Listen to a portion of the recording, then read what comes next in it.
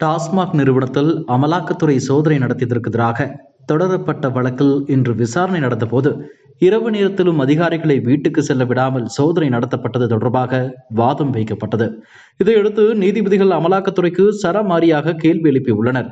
டாஸ்மாக் தலைமை அலுவலகத்தில் கடந்த 6ஆம் தேதி முதல் 8ஆம் தேதி வரை சோதனை நடத்திய அமலாக்கத்துறை டாஸ்மாக் நிறுவனத்திற்கு மதுபானங்கள் கொள்முதல் செய்தது, பார் உரிமம் வழங்கியது, மதுபானங்களை மதுபான கடைகளுக்கு கொண்டு செல்வதற்கான போக்குவரத்திற்கு டெண்டர் வழங்கியது உள்ளிட்டவற்றில் 1000 கோடி ரூபாய் முறைகேடு நடந்துள்ளதாக அறிக்கை வெளியிட்டது. அமலாக்கத்துறையின் இந்த சோதனையை அரசியலமைப்பு சட்டத்தின் கூட்டாட்சி கட்டமைப்புக்கு விரோதமானது என அறிவிக்க கோரியும், அரசு அனுமதியின்றி நடத்தப்பட்ட சோதனையை சட்ட விரோதமானது என அறிவிக்க கோரியும், விசாரணை என்ற பெயரில் டாஸ்மாக் அதிகாரிகளை துன்புறுத்தக்கூடாது என அமலாக்கத்துறைக்கு உத்தரவிட கோரி தமிழக உள்துறை செயலாளரும் டாஸ்மாக் நிர்வாக இயக்குநரும் சென்னை உயர் நீதிமன்றத்தில் வழக்கு தாக்கல் செய்திருந்தனர். இந்த வழக்கு சென்னை உயர் நீதிமன்ற நீதிபதிகள் MS ரமேஷ் மற்றும் N செந்தில்குமார் அமர்வில் விசாரணைக்கு வந்தது. அப்போது தமிழக அரசு தரப்பில் ஆஜரான தலைமை வழக்கறிஞர் PS ராமன், 1.5 ஆண்டுகளுக்கு முன் மணல் குவாரி விவகாரத்தில் அமலாக்கத்துறை இதுபோல சோதனை நடத்தியது. மாவட்ட ஆட்சியர்களுக்கு அனுப்பிய சம்மனுக்கு உயர்நீதிமன்றம் தடை விதித்தது. ஆனால் உச்சநீதிமன்றம் விசாரணைக்கு ஆஜராக உத்தரவிட்டது. அதன்படி விசாரணைக்கு ஒத்துழைப்பும் வழங்கப்பட்டது என தெரிவித்தார். அப்போது குறுக்கிட்ட நீதிபதிகள், மாநில அரசு அனுமதி பெற்றுதான் சோதனை நடத்த வேண்டும் என மனுவில் கோரிக்கை விடுக்கப்பட்டுள்ளது. அமலாக்கத்துறையின் நடவடிக்கை தொடர்பாக குறிப்பிட்டு கோரிக்கை வைக்காமல் பொத்தம்பொதுவாக கோரிக்கை முன்வைக்கப்பட்டுள்ளது என தெரிவித்தனர்.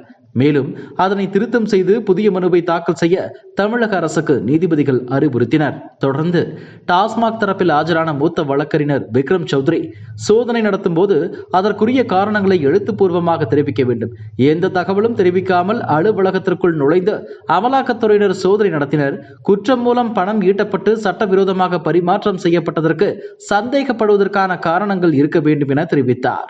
மேலும் 60 மணி நேரம் பெண் அதிகாரிகள் உள்ளிட்டோரை சட்டவிரோதமாக அமலாக்கத்துறையினர் சிறைப்பிடித்தனர். இது அதிகாரிகளின் தனிநபர் சுதந்திரத்துக்கு விரோதமானது என வாதம் வைத்தார்.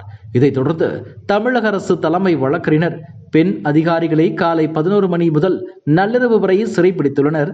அதிகாலை 1 மணிக்கு சிலரை வெளியில் செல்ல அனுமதித்துவிட்டு காலை 8 மணிக்கு திரும்ப வேண்டும் என அறிவுறுத்தியுள்ளனர் என்றார்.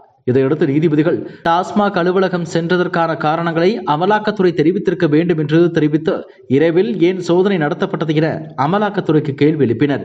இதனை மறுத்த மத்திய அரசின் கூடுதல் சொலிசிட்டர் ஜெனரல் ARL சுந்தரேசன், இரவில் அமலாக்கத்துறை சோதனை நடத்தப்படவில்லை, அனைவரும் வீடு திரும்ப அனுமதிக்கப்பட்டனர் என்று விளக்கம் அளித்தார். அதற்கு பொய் சொல்ல வேண்டாம், அனைத்தும் செய்தித்தாள்களில் வெளியாகியுள்ளது என குறிப்பிட்ட நீதிபதிகள், அமலாக்கத்துறை தனது அதிகாரத்தை செயல்படுத்திய விதத்தை தான் கேள்வி எழுப்புகிறோம் என கூறி அமலாக்கத்துறை பதிலளிக்க உத்தரவிட்டு விசாரணையை மார்ச் 25ஆம் தேதிக்கு தள்ளி வைத்தனர். மேலும் அதுவரை எந்த நடவடிக்கையும் எடுக்கக்கூடாது என உத்தரவிட்ட ஹைகோர்ட் நீதிபதிகள் எந்த வழக்குகளின் அடிப்படையில் அமலாக்கத்துறை சோதனை நடத்தியது என்பது குறித்த விவரங்களையும் பதில் மனுவில் தெரிவிக்க வேண்டும் என்றும் உத்தரவிட்டனர். இதுபோன்ற செய்திகளை மேலும் தெரிந்து கொள்ள எங்களது YouTube, Facebook மற்றும் Twitter ஆப்களை சப்ஸ்கிரைப் செய்யவும்.